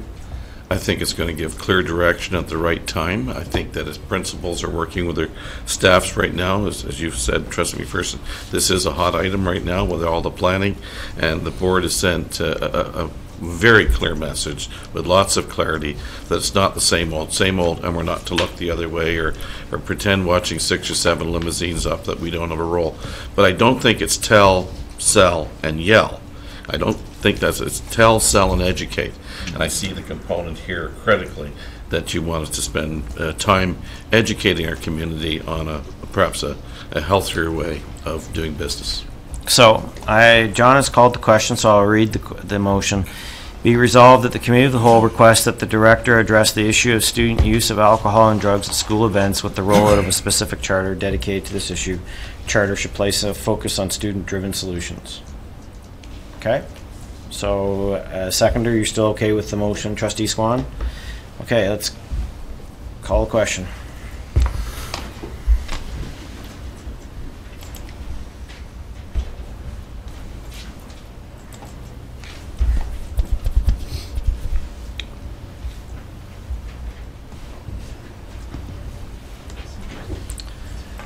So that passes unanimously. Thanks, everyone. Chair? Go ahead, yep. Just as a follow-up to this discussion we've had, you said that there's someone, either you or the director said that any principal watching tonight would get a clear message. I think it's more important that we send a clear message directly to each of the principals and vice principals and perhaps parent council chairs tomorrow morning as to what we expect to happen this year based on the rules we already have. Yep. Director, Trustee Karkner requested that we send a communication to principals. I just finished doing that. We're on the same line. It's in Terry Davis's hand right now. And parent councils, another one I requested. Yeah, parent councils wouldn't be a bad idea. I think you know, we should do that through heck, The principal. our parent involvement committee, this is getting them something to sink their teeth into, because they've been asking for real things. And I'm not dumping here. I'm going to work with Vice Chair McMillan. I think that this is something you can sink your teeth in. Let's make a difference in. And I think you're going to see W23 is going to take a real global look at this as an issue. Because what I'm concerned with, and I agree with Trustee Swan, if we come off as preachy and stuff, that they'll just turn the volume down. But this has got to be based upon really good conversations that are asking people to join in with us. Excellent. Okay.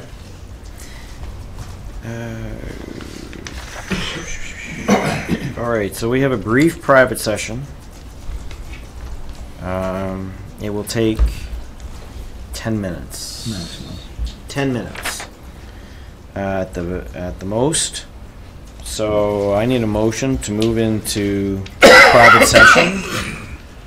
Trustee Richards and Trustee McCrae, and then we will take just 5 minutes quickly to get the cameras off and everything else set up. And at 25:02 we will start private session. Private session. Committee of the Whole, March 26, 2014. Sorry. I need a motion to move back into regular board. Trustee McMillan and Trustee McPherson.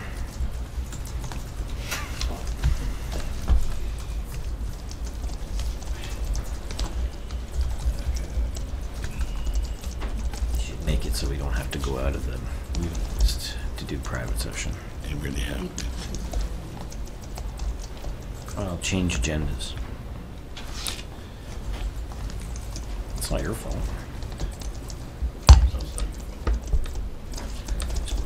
Greg's fault.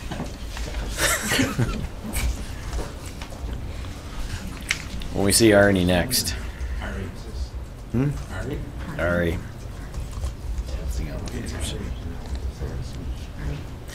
All right.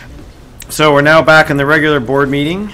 And the report from Private Session Committee of the Whole, March 26, 2014. At the Committee of the Whole meeting, March 26, 2014, in private session, 1 property matter and 2 personnel matters were discussed. The motions from that were passed at the board meeting of March 26th and carried. Report from Committee of the Whole, public session, March 26th. 3 staff presentations were shared. No recommendations were brought forward to the board. Standing item, a report from the Ontario Public School Boards Association. Director McDonald, anything to add? Sure, just a couple of things, if I may, Mr. Chair. Yep. Just quickly, most of you will know that this week Bill 122 received 3rd reading and is now moving forward into the actual law state. So Bill 122 will put into place the process for negotiations moving forward. Now OPSPA will need to put some work in place to understand how it, as an organization, will move forward with that new challenge. OPSPA's been pushing for that, and in fact it was something that we had recommended to them last year as well, that they be the voice for public education. Some of that work will be encompassed over the next few months. We have a regional meeting that is this Saturday, where we will discuss some of the new information that's come out in the last little while from the ministry. We'll also talk about our key priorities moving into the AGM at the beginning of July. And then a few other items that will come up from other boards. Typically we have a round table that we move forward on. A couple other things I just wanted to highlight for you over the last little while across the province. As you know, the GSNs did come out, but we heard a little earlier about some of the information around GSNs. There is some work that will need to be done to scrub it, but just in a quick summary, there's new pieces of information that have come out in the forms of SV and B memos. Those are done on a regular basis through the course of the year. That is typically guidance to boards of education staff on what to do, how to do something, those types of things. There's a link now posted in Board Docs to get that information. You'll be able to see the releases that the ministry is sending out, and you can read the pieces of information that are being sent to boards.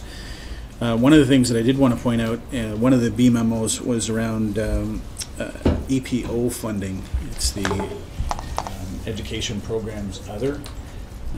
A report came out on March 27th to coincide with the GSNs. Essentially, there's $119 million that's allocated by the program for school board allocation detailed in the memorandum. You can look at that. $59.2 million has been allocated by the program with school board allocations to be confirmed later in the year.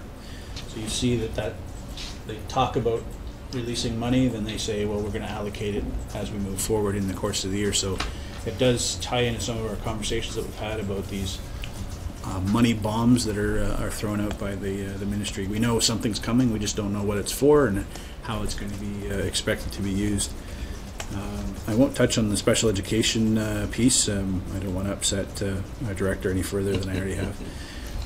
But what I will talk about though is as well on the 27th of March, the report of the Board Administration Advisory Group was released, and the full report you can find on a link on the OPSPO website. But essentially, the advisory group has been in place for some time, since about October 2010. They've met 10 times over that period. There are a number of recommendations, and I won't go into all of them, but Ministry of Education introduced a new grant allocation model for school board administration that provides funding on the basis of core functions. Changing some things are going to be funded, and we'll see how that plays out and how it impacts us. Their salary and benefits benchmarks in the formula reflect the median actual average salaries and benefits reported by school boards. It's an interesting read if you have an opportunity to go through that. There are 9 recommendations, and as I said, the full report is on the link to the full report is on the board OPSPA, or the OPSPA board website. As well, Regulation 35706, which is the honoraria for board members, on March 28th was reintroduced, or re-released, I guess. That deals with a wage or earnings restraint. So as you know, our formula for honorarium is based on enrollment. So there's a base and then there's an enrollment application. The restraint indicates that there are no increases. It's not a freeze. Restraint means you don't get any extra, but you can certainly get less. So freeze would mean everybody gets what they had previously. So that's in place, extended to November 30th, 2014. As well, on the 27th, the School Board Efficiencies and Modernization report was released. They will deal with, they've dealt with a number of items associated to that, and again, that link is on the website. But they're looking at following areas: underutilized schools, declining enrollment, accountability, and by accountability, creating more efficient and strategic approach, the EPO grants, linking boards' performance more closely to reporting requirements, sharing savings. So obviously, if we find savings, sharing that with the province, e-books, e-learning, getting the balance right, developing integrated broadband approach, increasing buying power, managing buildings and transportation more efficiently, saving money on the ground, all the fun and exciting stuff that needs to be put out. So there was one other piece I was going to update on, but I can't seem to find that right now. Again, the regional meeting is on the 12th, this Saturday. All are welcome to attend. The Ottawa District School Board on Greenbank Road. If you want the address, I can certainly send that through to you. Or Lisa, I'm not sure if you have it. In any event, if you're looking to attend, I can send you the address. The next Board of Directors meeting is scheduled for May 1st and 2nd, or 2nd and 3rd, I can't recall. 2nd and 3rd, Friday and Saturday. That's my report, Mr. Chair. Thank you. Are there any comments or questions? Who's going to be able to go up on Saturday? Trustee Buckland? I'll be there. Carpenter, Trustee McAllister, good. Okay. All right, thank you very much for your report. Director, do you have any comments? Just like to inform the staff that on Monday we had the Deputy Minister of Education, George Zagaric, in town, and we visited a couple of high schools, Gananoque and, South Grenville and BCI, and I know that he stopped by to take a peek at Gananoque. We'd heard so many good things about it. Quite impressed with what's going on. Sandy McGuinness rolled out the red carpet as only Sandy can. In fact, he was greeted by a band, his name up in balloons, and then they visited the hospitality program in several of the classrooms. At BCI, Mr. Loshaw was ever as professional.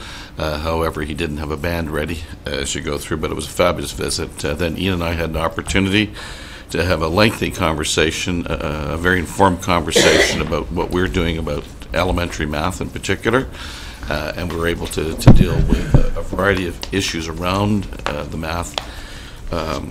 I was quite convinced that he was very knowledgeable about the portfolio. He knows that the issue of math instruction has a great deal to do with our teachers' capacity, and we shared with him where we're going to take this the next couple of years. And I was pleased with with how he responded to our advice.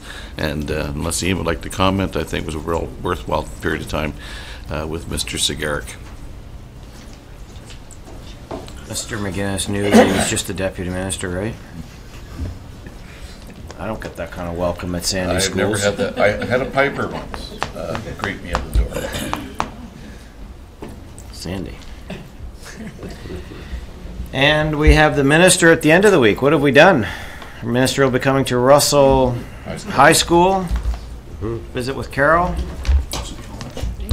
You put them in. You don't think? Okay. First Vice McMillan will be up there as well. What did he do wrong?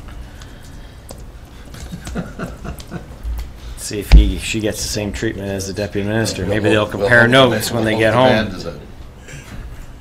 I think they'll compare notes for sure. All right. Nothing else. Then thanks everyone, and motion to adjourn. Trustee McMillan and Trustee McPherson. Go ahead and cast your ballots. Thanks everyone.